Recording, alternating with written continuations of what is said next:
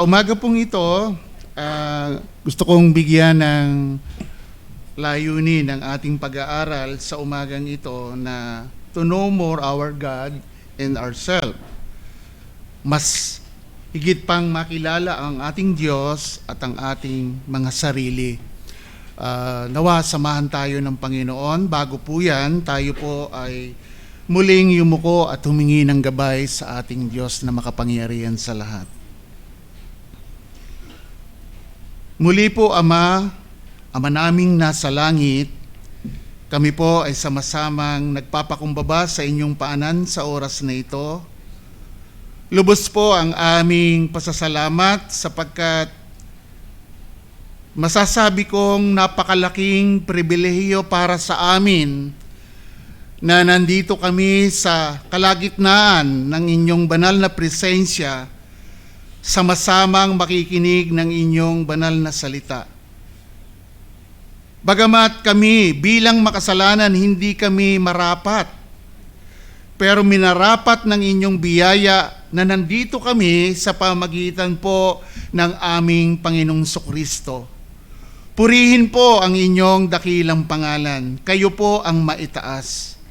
Ama, sa umagang ito, hinihingi po namin ang inyong patnubay sa pamamagitan po ng Santong Espiritu mo na siyang magturo, siyang magpaalala sa amin, siyang gumabay sa amin sa umagang ito.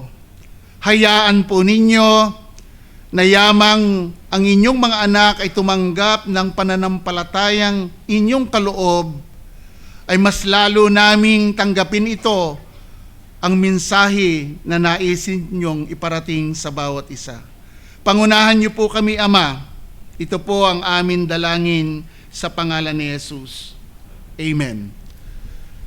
So ayon po kay Jerry Lambert, siya po ay President of Nazarene Bible College.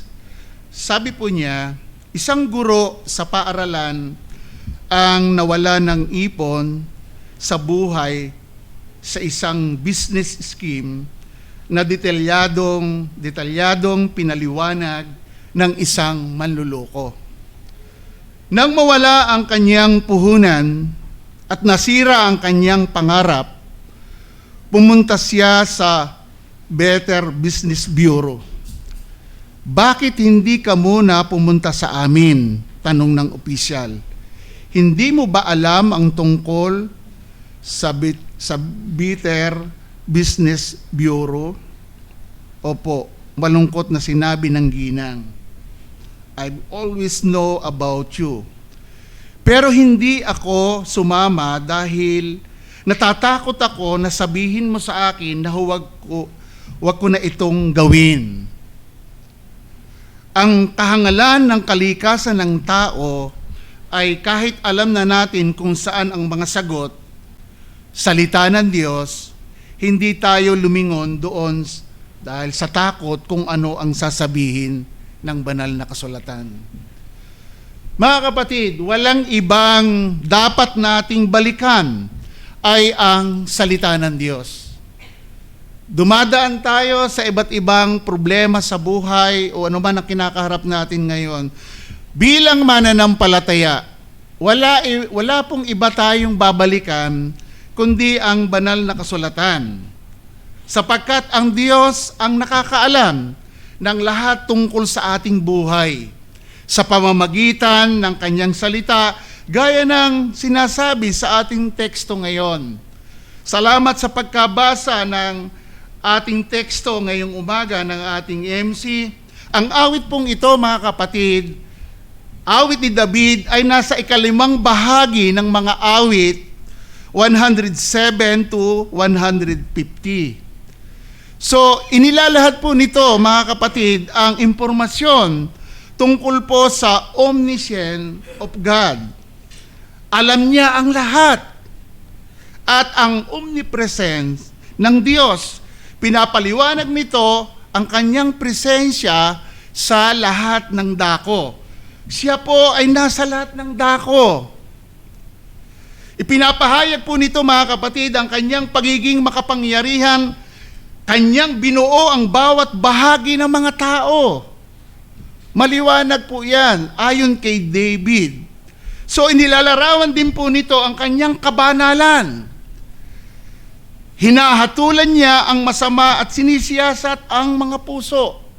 So mga kapatid, ang katangiang ito ay nagpapakita ng mga karaniwang tema. Saan po? Sa lumang tipan at bagong tipan. Gaya ng binasa kanina sa ating scripture reading. Hindi na kailangang magsabi pa ang tao kung sino siya, kundi alam ng Panginoong Hesus ang bawat tao. So mga kapatid, siguro magandang pag-usapan natin ngayong umaga, ang Diyos ay nakakaalam ng lahat at ang Diyos ay nasa lahat ng dako. Yan po ang ating titingnan, God's omniscience and omnipresence. So maliwanag po yan mga kapatid sa ating talata. Kaya ang mensahe po natin ngayong umaga, ang kahangahangang katangian ng Diyos ay hayag sa banal na kasulatan kung saan ang bawat nilikhang tao ay hindi makakapaglihim o makapagtatago sa Kanya. Wala po. Pwede tayong magtago sa ating asawa, pwede tayong magtago sa ating kaibigan, pwede tayong magtago sino mang tao na nakakakita sa atin, pero never na makapagtago tayo sa Diyos. Nang umupo si David upang isulat ang awit 139, at ang paglalahad nito ng banal na omnipresent at omniscience, malinaw na nabigla siya sa kadakilaan at hangang-hanga siya. Hindi nga niya kayang sukatin. Hangang-hanga at yung hangang-hanga siya sa kadakilaan ng ating malilikha. Mahalagang tandaan na hindi tinatalakay ni David ang mga katangiang ito bilang philosophical abstraction lamang. Sa halip po mga kapatid, ang kanyang pagtatalakay ay ang pag-agos, pagdaloy ng kanyang pagmamahal at pagtitiwala sa Diyos, sa Panginoon. Ang kaalaman sa katangian ng Diyos ay nagbibigay sa kanya ng malaking kasiguruhan, katiyakan, at naguudyok sa kanya na manalangin, pagtitiwala lamang sa kanyang malilikha na makikita natin dun sa verse 19 to 24 na binasa ng ating MC. Kaya may dalawa po tayong puntos na pag-uusapan ngayong umaga. Our Lord knows all, sees all. Ang ating Panginoon nakakaalam ng lahat, nakikita ang lahat. Pangalawa po, our Lord is everywhere, wherever you go. Ang ating Panginoon ay nasa lahat ng dako saan ka man pupunta. Magandang itanim natin ang dalawang bagay nito sa ating isipan. Magandang baunin natin ito saan man tayo makarating o saan man tayo o anuman ang ating mga kinakasalamuhan sa buhay. Tingnan natin, ang ating Panginoon nakakaalam ng lahat, nakikita ang lahat. So binibigyan din ng mga talata, verse 1 to 6, kahit di na natin basahin, nadinig natin sa pagbasa ng ating MC. Ang banal na omniscient, ang katotohanan, alam ng Diyos ang lahat. Nakikita ng Diyos, alam ng Diyos ang buhay natin. Ang omniscient ay maaaring tumukoy sa pananaw ng isang tagapagsalaysay na alam ang lahat o may kakayahang makita ang isipan ng lahat ng kanyang mga karakter. Alam po yun ng Panginoon. Sa salmong ito mga kapatid, ang kaalaman ng Panginoon ay inilalarawan sa personal, malapit na termino, lubusan niyang alam ang lahat ng paraan. Ni David, ganon din tayo. Alam ng Diyos. Kaya sabi niya ni David, search me, siyasatin mo ako. Mauupo pa lang, alam ng Panginoon. Magsasalita ka pa lang, di ka pa nagsasalita, alam na ng Panginoon ang sasalitain. Lubusan niyang alam ang lahat ng paraan ng buhay natin. Ang keywords po dito ay yung know. God knows, alam ng Diyos ang pagkatao ni David. Verse 1 to 2, verse 4, 6, at saka verse 23, nandun po yung salitang know. alam ng Diyos. Sa pagkatao ni David, ayon sa kanya, verse 14, at yun ay nalalamang mabuti ng aking kaluluwa. Ano po ang pinapakita? Nalalaman yun ng aking kaluluwa. Meaning, si David po, malalim ang pagkakilala sa Diyos. Alam natin, bata pa lang, inabot na siya ng Panginoon. Hanggang sa ina maging hari. Makikita natin ang lalim. Pero sinasabi niya, hindi matarok, hindi maabot ng aking pangunawa. Ang kabutihan mo, Panginoon, ang kadakilaan mo, Panginoon.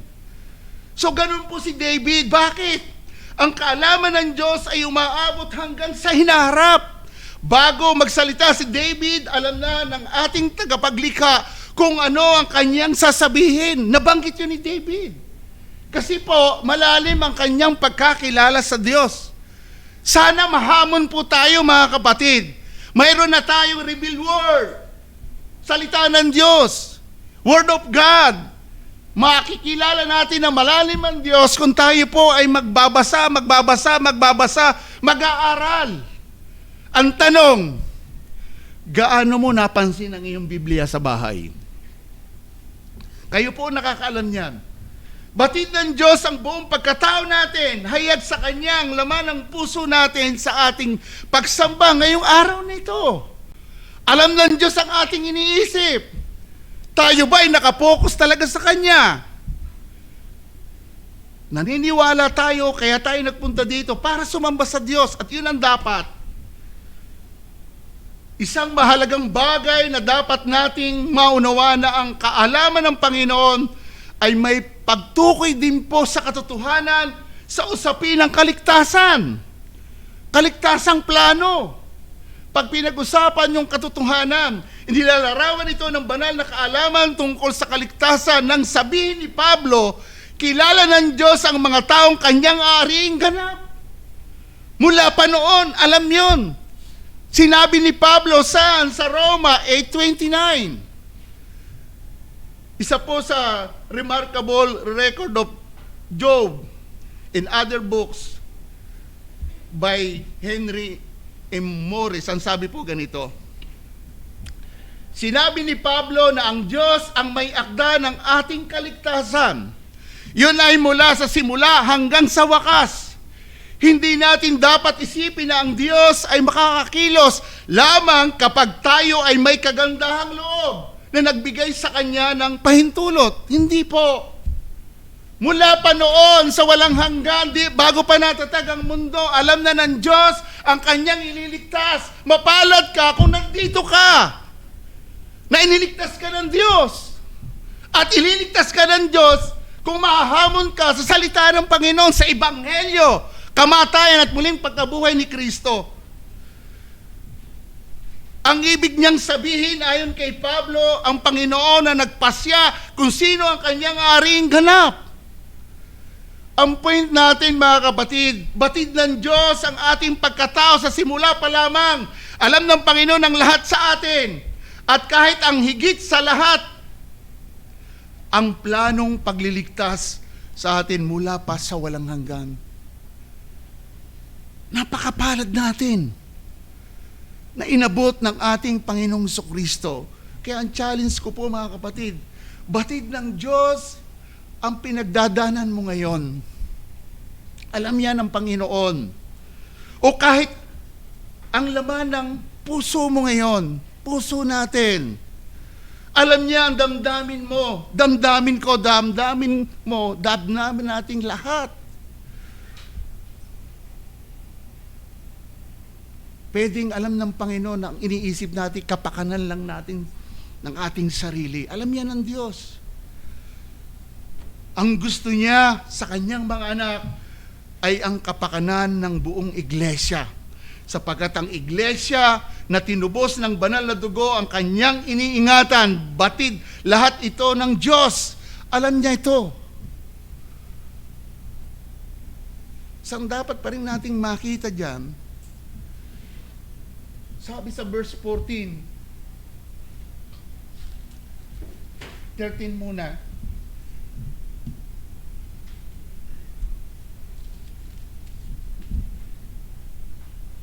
sapagkat hinubog mo ang aking mga nasa loob na bahagi, at sa bahay bata ng aking ina, ako'y iyong hinabi. 14. Ako'y magpapasalamat sa iyo sapagkat ang pagkagawa sa akin ay kakilakilabot at kamangamangha. Ang iyong mga gawa ay kahanga-hanga at iyon ay nalalaman, take note, at iyon ay nalalamang mabuti ng aking kaluluwa. Gaya ng sinabi ko, kilalang kilala ni David ang kanyang manglilikha. Sana ganun din tayo. So we are created with a purpose. May layunin tayo. Kung bakit tayo nabubuhay dito sa mundo, may layunin ng Diyos. Nilikha tayo na may layunin siya sa buhay natin. So kaya huwag tayong magtaka na batid lahat ng Diyos ang ating pagkatao. Like David, puso, isip, pagsasalita, at gagawin bago pa man gawin, alam na ng Panginoon. Kasi siya po ang nagbuo sa atin. Siyempre, nung nilikha si Eva at Adan, galing sa alabok. Pero tayo, procreation na dahil sa ating mga magulang. Pero my point is, like David, ang Diyos ang naghulma sa atin. Si David ay humahanga. Kaya lubos ang kanyang pasasalamat. At isang dapat nating makita, kaya tayo nabubuhay dito sa mundo, ay para sa kanyang kapurihan, para sa kanyang kaluwalhatian, na dati hindi natin nagawa. Bakit? Kasi nasa mundo tayo. Pero ngayon, like David, kilala mo na ang Diyos, ibigay mo ang laging pasasalamat na ikaw ay nabubuhay dito sa mundo na nasa kanyang gabay at biyaya. So mga kapatid, tayo nilikha ng Diyos hindi para alamin lang ang ating mga pagkatao, kundi may magandang layunin ng Diyos. Kaya ang turo ni na Pablo, kumakain ka man, umiinom ka man, gawin mo ang lahat sa pangalan ng Panginoon. Ang gagawa lang noon ay mga Kristiyano, mga tinubos ng biyaya ni Kristo. Ang bawat talento, kaloob at trabaho ay may lugar sa paggawa sa karya ng Diyos.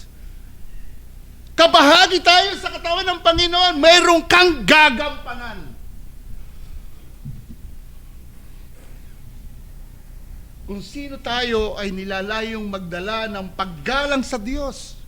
Hindi isang takot na dapat katakutan, kundi isang magalang, respeto, paggalang sa Diyos, holy fear, kasi siya'y banal na Diyos. Di po ako nagagalit kasi batanggin niyo po ako, malakas ang boses ko. So, kapag titingnan ng mga tao ang buhay ng mga sumusunod kay Kristo, tayo, kapag titingnan ng tao, yung buhay natin, dapat bang nilang masaksihan ang dugong ibinuhos sa krus ni Kristo na siyang tumubos sa atin sa pang-araw-araw na buhay natin, na ang pinangbayad sa atin ay dugo ni Kristo, na ang layunin inalis tayo sa kadiliman para sa paglingkuran at magbigyan ng kaluwalhatian. Nakikita ba yun ng mundo sa buhay natin? Ayon po sa BibleStudyTools.com, kahanga-hanga ang ibig sabihin ay maging natatangi, mamarkahan, mahiwalay, makilala. Ganun po tayo, hiwalay na tayo sa lifestyle ng mundo.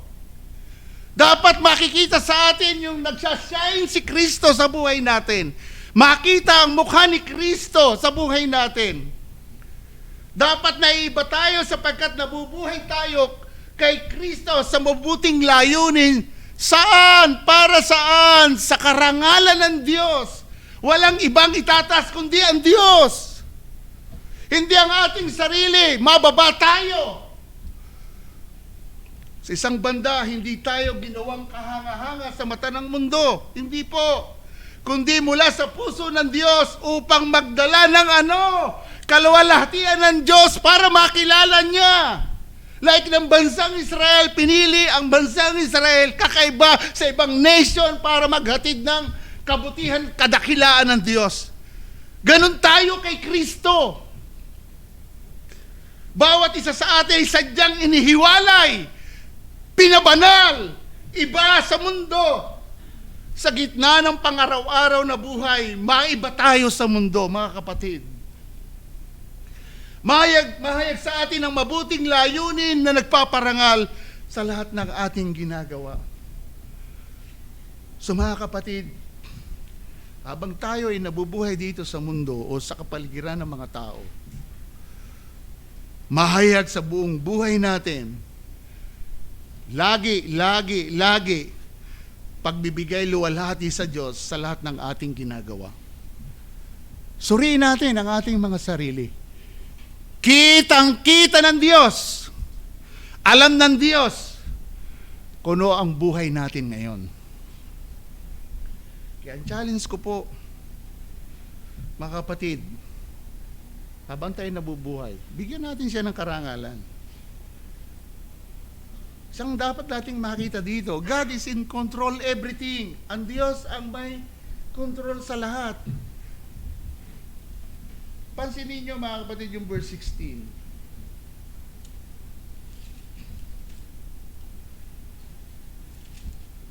Sabi po, verse 16,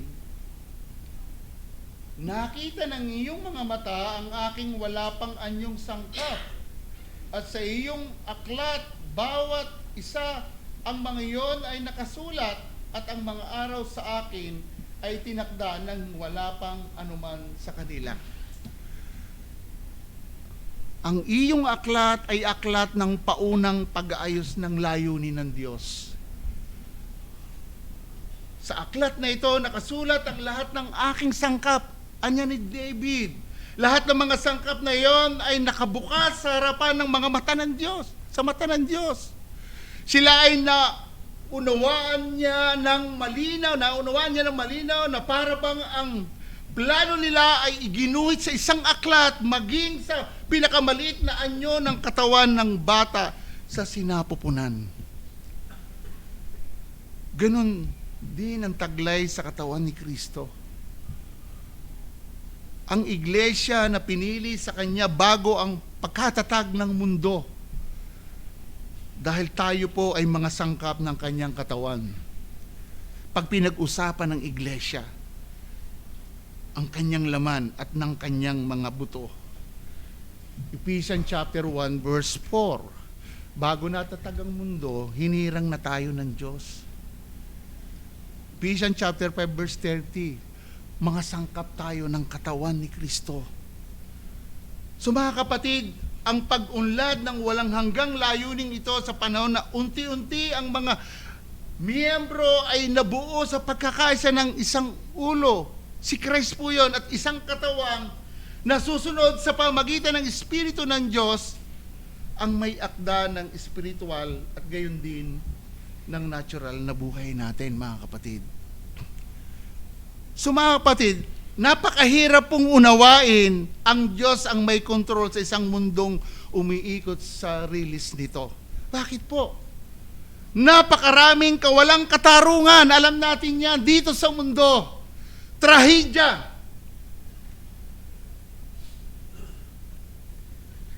Dalamhati ang bumabalot araw-araw sa mga pangyayari sa buong mundo.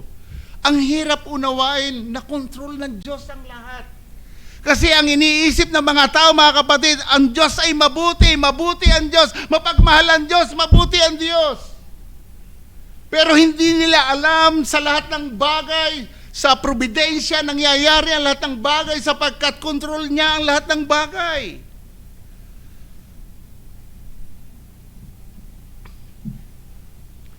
Maging ang mga debotong tagasunod ni Kristo ay tumitingin upang magtaka kung nasaan ang Diyos sa panahon ng magulong panahon. But God is in control everything. Ang point natin, alam ng Diyos ang lahat mula pa sa walang hanggan, tungo sa walang hanggan. Nakikita niya ang lahat. Kilalang kilala tayo ng Diyos. Nilikha tayong may layunin At kontrolado niya ang lahat na nangyayari at mangyayari pa. Kaya bago tayo dumako sa pangalawang puntos, mga kapatid, ito yung gusto kong sabihin sa inyo, batid ng Diyos ang buong pagkatao natin. Binanggit ko yan kanina. Hayag ang lahat ng ating pamumuhay sa harapan niya. Naalala ko ang misis noon kasi ako po takli sa bahay eh. Pag natabi ko yung pinggan, basag. Dadating si misis, nasa na isang pinggan? Aywan ko, hindi ko alam eh. Hindi ko alam. Pero bandang huli, ayun no, nasa basura na kasi nabasag ko eh. Tatanggi ka pa eh, ikaw naman pala talaga. Basta may nawalang babasagin sa amin, ako na ang Pontreya.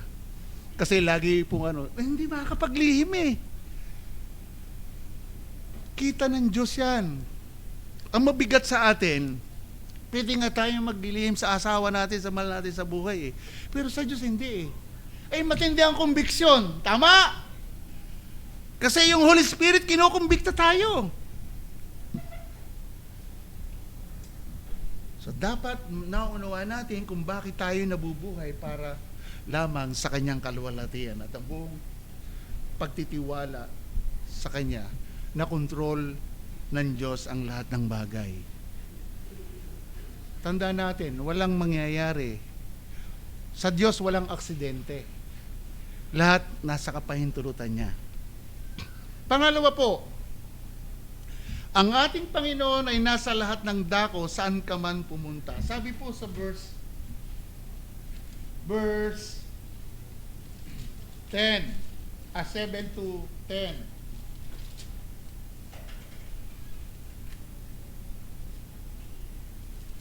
Sabi po dito, saan ako pupunta mula sa iyong espiritu? O saan ako tatakas mula sa harapan mo? Kung ako'y umakyat sa langit, ikaw ay naroon. Kung gawin ko ang aking higaan sa Siol, ikaw ay naroon. Kung aking kunin ang mga pakpak ng umaga at sa mga pinakadulong bahagi ng dagat, ako'y tumira, doon may papatnubayan ako ng iyong kamay at hahawakan ako ng iyong kanang kamay. Napakaganda po. Ang gusto kong sabihin na dapat nating makita dito, we are not alone. Hindi tayo nag-iisa. Kasama natin si Kristo. Pagkatapos ay pinahayag ni David ang pagiging omnipresent ng Diyos. Ang kanyang pag-iral po mga kapatid, ang kanyang impluensya sa lahat ng lugar at lahat ng oras, nandun siya. Upang nilalarawan ni David ang iba't ibang malalayong lokasyon. Gusto ko lang i-share, laging sabi ni Mrs., hindi ka makapagtago sa Diyos. Pag gumawa ka ng kalukuhan, susumbong kita sa Diyos. Yari ka. Yun ang laging panakot sa akin noon.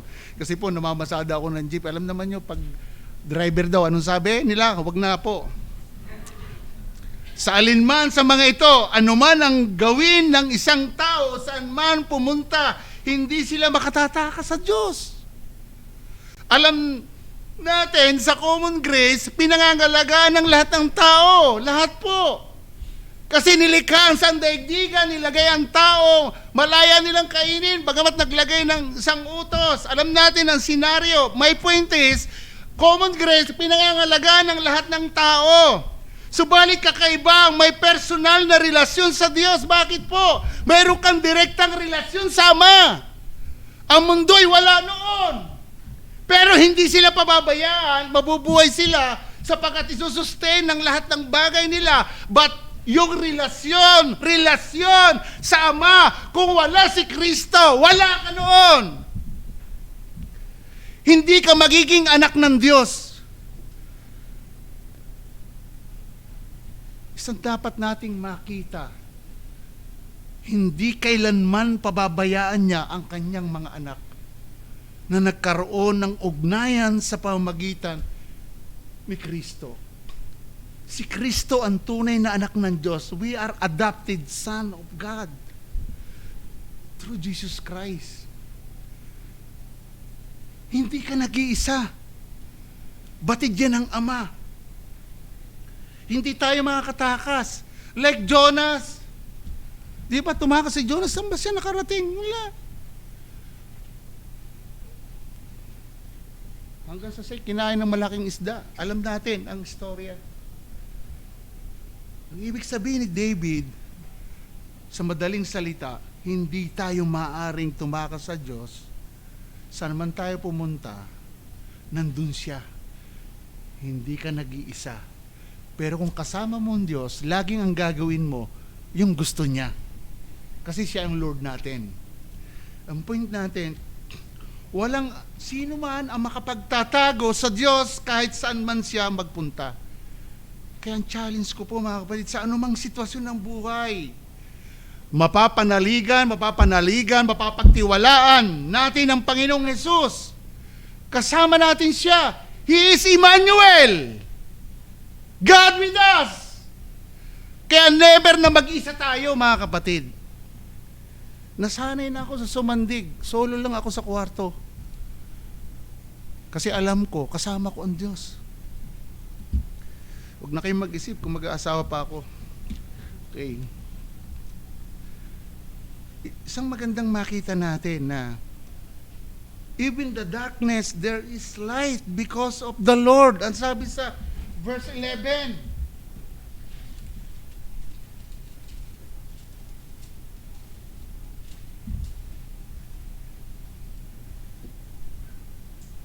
sabi po sa verse 11, kung aking sabihin, takpan nawa ako ng dilim at maging gabi ang liwanag na nakapalibot sa akin. Anong sabi ni David?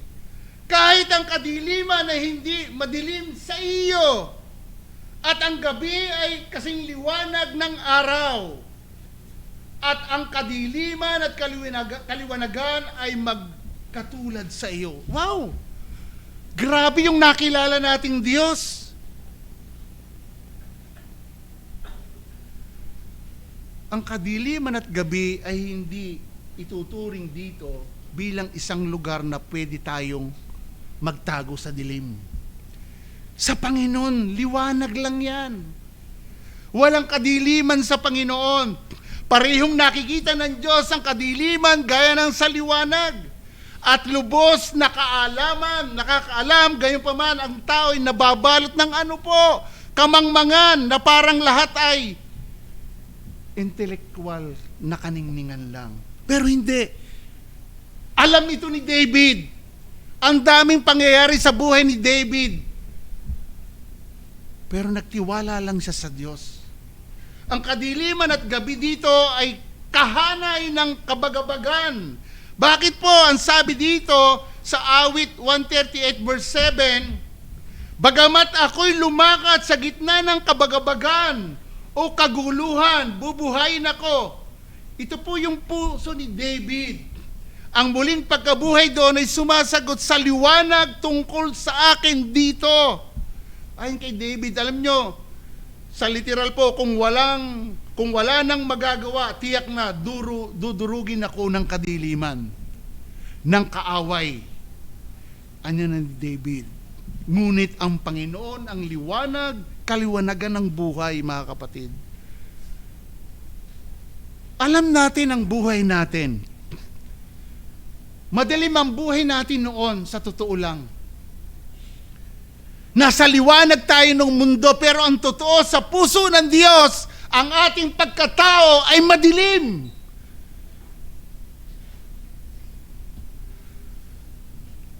Kaya ang implikasyon nito, ang dating pamumuhay nga natin ay nasa kadiliman, ngunit dahil sa Ebanghelyo, yung ginawa ni Kristo sa krus ng Kalbaryo, inalis ang kadiliman. Saan dinala? Ayon sa Colossus chapter 1 verse 13, yung Ebanghelyo mula sa kadiliman tungo sa karya ni Kristo, na si Kristo ang tunay na liwanag ng buhay. Dati tayo nasa kadiliman. Kaya ang challenge ko po, mga kapatid, ang mga tao na wala sa Panginoon.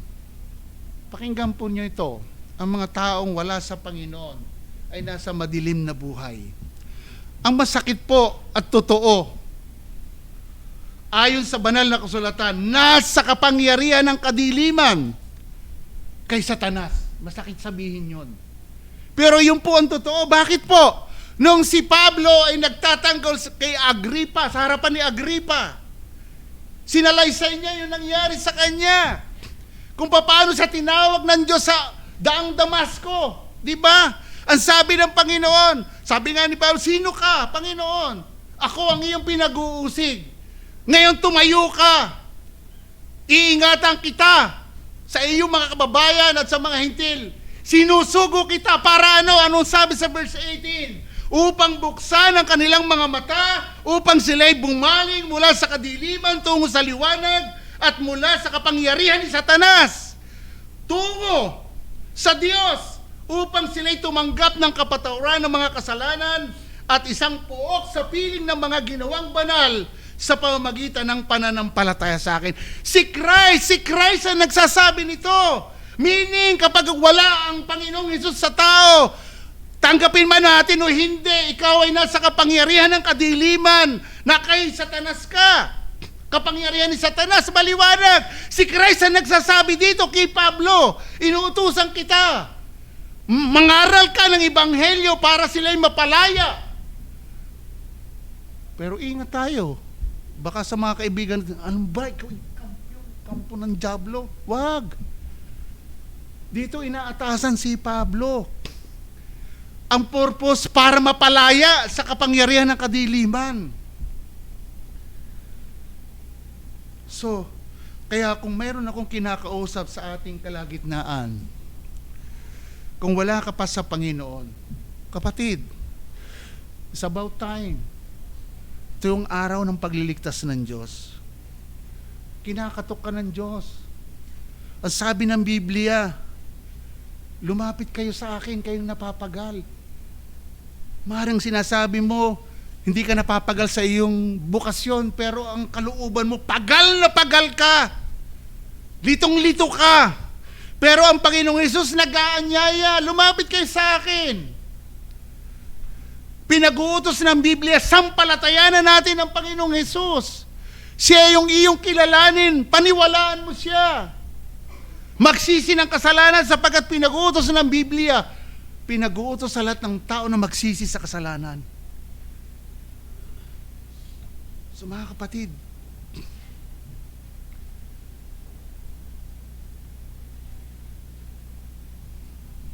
sina-challenge kita.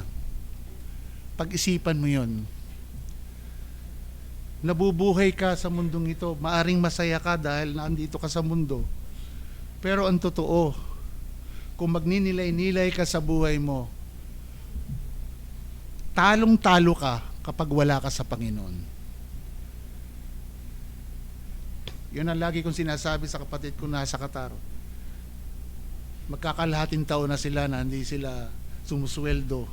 Pero maganda doon, dumadalo na siya ng gawain. Kilala ko yung kapatid ko ngayon.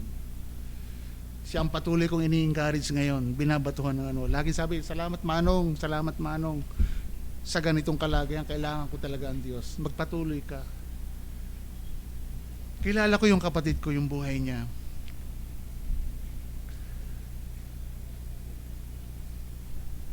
Paling gusto kong makita dito, yung judgment belong to God alone. Ang paghatol ay sa Diyos lamang. Alam niyo mga kapatid, karamihan sa mga awit nagtuturo sa atin na mahalin ang ating mga kaaway at manalangin sa Diyos para sa kanila.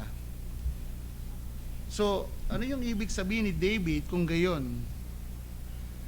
Nang isulat niya yung verse 15 to 22. Ang panulat po ni David ay banal na kumbaga, ay banal na kinasihan ng banal na Espiritu ng Diyos. Ang salita ng Diyos ay katotohanan at sa kabuuan nito ay tumutukoy kay Kristo Jesus. Alam natin yan. Sa makatuwid, sa makatuwirang paraan, ang mga talatang ito ay sinusundan ng saliksikin mo ako Search me, O Diyos, at kilalanin mo ang aking puso. Subukin mo ako at alamin ang aking mga kabalisahan. Sabi diyan sa talata, tingnan mo kung may anumang nakakasakit na paraan sa akin at patnubayan mo ako sa daan na walang hanggan. Verse 24. Kapag dinadalangin natin ang talatang ito, mga kapatid, tapat na sumasagot ang Diyos. Dapat nating ipanalangin ang ating mga kaaway. At yan naman ang turo ng Biblia. Kung sino mang umuusig sa atin, huwag sumpain kundi ipanalangin. Magsumamo tayo sa Diyos.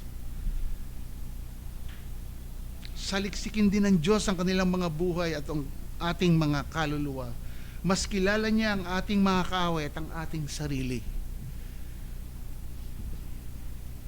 Binasa ni Pablo ang sumusumpang mga awit bilang mga salita ni Kristo na propesiya na binikas po, mga kapatid, ni David sa Psalm 16:10, then Acts 13:35 to 36, para malaman natin. Ang implikasyon po nito, mga kapatid, kung gayon ay nagsalita si David sa mga awit na ito bilang kinasihang pinahirang hari ng Diyos na inilalarawan ang darating na hari at Mesiyas, si Christ po yun, na may karapatang maghayag ng huling paghatol sa kanyang mga kaaway at gagawin niya yon gaya ng tinuturo ng buong Biblia. May paghatol po mangyayari. Ang sarap pakinggan, mahal ka ng Diyos. Ang sarap pakinggan, tapat ang Diyos. Ang sarap pakinggan na mabiyaya ang Diyos. Ang sarap pakinggan na mapagbigay ang Diyos. Ang sarap pakinggan na mabuti ang Diyos. Ang sarap pakinggan iniligtas ako ng Diyos. How about yung pagiging hukom? Diyos siya. Siya ang hahatol. Paliwanag ni John Piper sa pagnanais ng Diyos, pagpapatuloy niya, hindi ito personal na paghihiganti. Ito ay isang perpektong pagpapatupad ng mangyayari sa huling araw kapag itinapon ng Diyos ang lahat ng kanyang mga kaaway sa lawa ng apoy. Revelation 20 verse 15. Ang point natin, mga kapatid, alam at nakikita tayo ng Diyos. Hindi tayo nag-iisa kahit sa gitna ng kadiliman ng buhay. Mayroong liwanag. Bakit? Nandyan si Kristo. Dahil kasama natin ang ating Panginoon at kahit ang mga kaaway ay nagpapadilim sa ating buhay, hahatulan sila ng Diyos. Dahil ang Diyos po ay banal. Napakabuti ng Diyos. Hindi talaga tayo marapat sa pagiging banal ng Diyos. Walang makakakita sino man sa Diyos kung hindi tayo bababanalin. Paano tayo binanal ng Diyos? Sa pamamagitan ni Kristo, sa pag-aalay ng kanyang buhay. Kaya ngayon, angkop tayo sa kabanalan ni Kristo. Kaya naman dapat ipakita natin ang pamumuhay. Gaya ng sinasabi ni Peter, ang tumawag sa atin ay banal, kaya tayo ay magpakabanal. Kung hindi, darating ang panahon, mayroong paghatol. Kaya sa ating pagtatapos, kinote ko po yung kay Warren Wiersbe, sa nakakakilala, doon po sa Wycliffe Handbook of Preaching and Preacher, Moody Press, 1984. May kinalaman po ito sa salita ng Diyos. Nung si Charles Spurgeon ay pastor sa New York Street sa London, ginamit ng Diyos ang kanyang mga salita upang magdulot ng mga kamangamangang pagbabago sa buhay ng mga tao. Isang lalaki na pumunta para kumuha ng gin ay nakakita ng maraming tao sa pintuan ng simbahan at pumasok siya upang makita kung ano ang nangyayari. Sa sandaling yon, lumingon si Spurgeon at hinarap ang lalaki at sinabing, mayroong isang lalaki sa gallery na may bote ng gin sa kanyang bulsa at dumating na walang magandang motibo. Ang nagulat na lalaki ay nakinig sa natitirang mensahe at napagbagong loob. Isang gabi, isang patutot papunta sa Black Prayers Bridge para magpakamatay, huminto sa simbahan, umaasang makarinig ng ilang salita na maghahanda sa kanya na makilala ang kanyang manlilika. Si Spurgeon ay nangangaral mula sa Luke chapter 7 verse 36 to 50 ang kwento ng patutot na pinunasan ang paa ni Jesus ng kanyang mga luha. Ang kanyang teksto ay talatang 44. Nakikita mo ba ang babaeng ito? Habang nangaral si Spurgeon, nakita ng babae ang kanyang sarili, ngunit nakita rin niya ang biyaya ng Diyos at nagtiwala kay Kristo. Batid ng Diyos ang puso ng tao. Imagine, nakikirsuso lang. Dumaan. Kung ano nangyayari. Pero plano ng Diyos yun. Naligtas yung manginginom ng gin. Yung babaeng patutot, naligtas din. Mga kapatid, ang buhay at mabisa ang salita ng Diyos sapagkat kapag ang salita na pinapahayag ay nandoon, alam natin kapag pinapahayag ang salita na nandoon ang presensya ng Diyos at nababatid ng Diyos ang puso ng tao kahit sa anumang sitwasyon ng buhay. Tulad nga ng lalaking may dala ng gin at yung babaeng magpapakamatay sana. Wow! Nabago ang kanilang buhay dahil sa nadinig nilang ebanghelyo. Kaya yung hinahamon ko kanina, this is the time ng pagliligtas ng Diyos. Huwag nating i-delay kasi sinasabi ng Biblia, lumapit tayo sa Panginoon. So tayong mananampalataya, habang tayo nabubuhay dito sa mundo, i-treasure natin. Huwag nating i-neglect ang mga kaparaanan ng biyaya. Magpatuloy tayo, mga kapatid. Maaaring dumadaan tayo sa baku-bakong daan. Pero hindi ka nag-iisa, hindi tayo nag-iisa. Kasama natin ang Panginoon. Yes, pwedeng i-allow ng Diyos ang mga bagay na hindi mainam sa buhay natin, pero lagi sa may mabuting layunin at makikita natin yon sa bandang huli. Pagpalain tayo ng Diyos, sa Diyos ang lahat ng papuri at kaluwalhatian. Tayo po'y manalangin.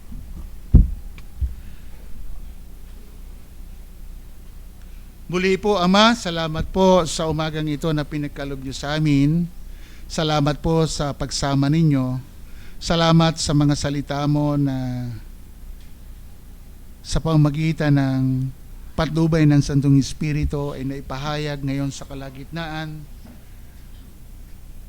Ako isang kasangkapan lamang, Panginoon, at isang mababang sisidlan na ginamit mong kasangkapan, Ama. Nawa ang lahat ng nakinig sa umagang ito, hindi lang napakinggan, kundi sa buong buhay nila, pag nilay-nilayan ang takbo ng kanilang buhay, saan ba patungo? O saan na ba ako? O ano ba ang purpose ng buhay ko? Ganito na lang ba ang buhay ko every day, every week, every month? Ama, tulungan niyo po ang bawat isa. Kailangan namin ng habag mo at kami pong mga mananampalataya mo.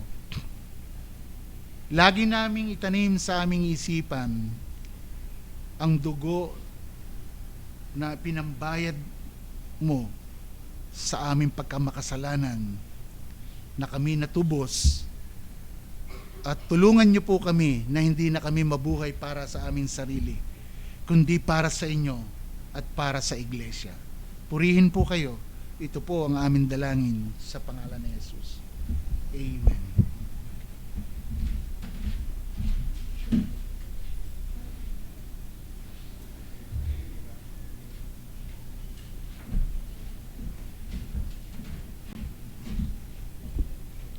Muli tayo po ay umawit.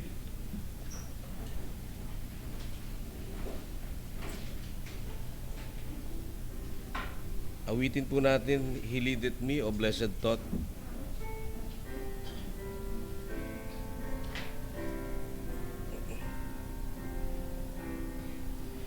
He leadeth me, O blessed thought, O words with heavenly comfort fraught. Whate'er I do, where'er I be, still 'tis God's hand that leadeth me. He leadeth me by His own hand. He leadeth me.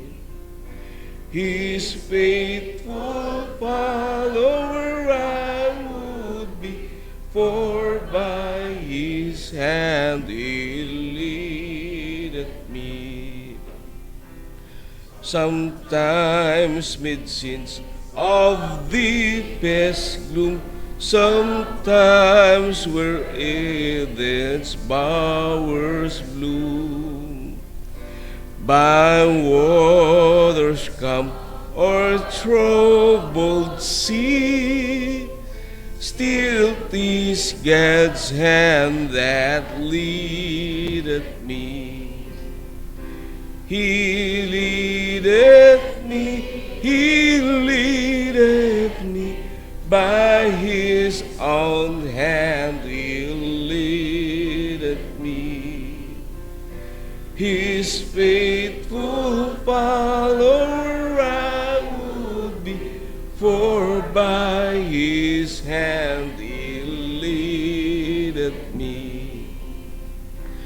Lord, I would clasp Thy hand in mine, nor evermore nor repine, content whatever Lord I see, since 'tis my God that leadeth me.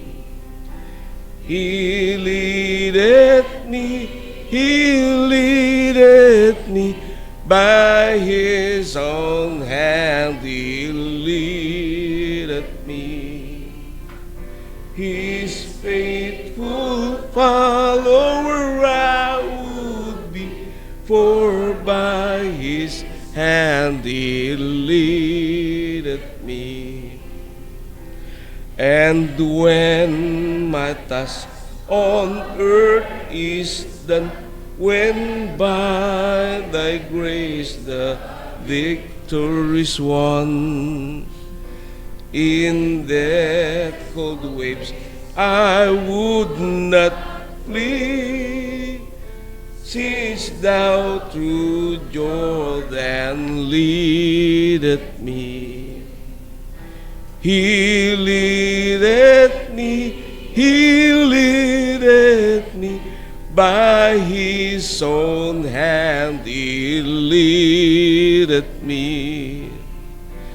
His faithful follower I would be, for by His hand He leadeth me.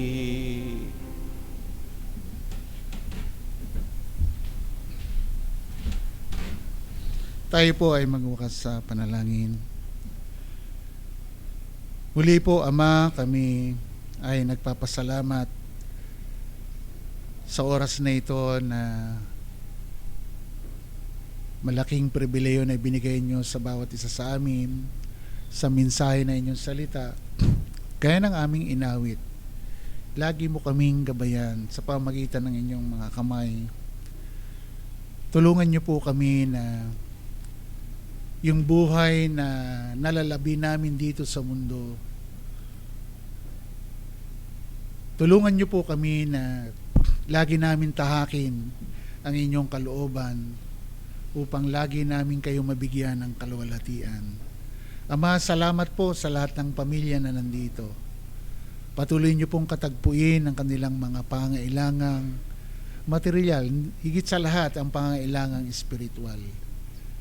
Purihin po kayo sa umagang ito. Salamat po, Ama, sa pagsama niyo sa amin.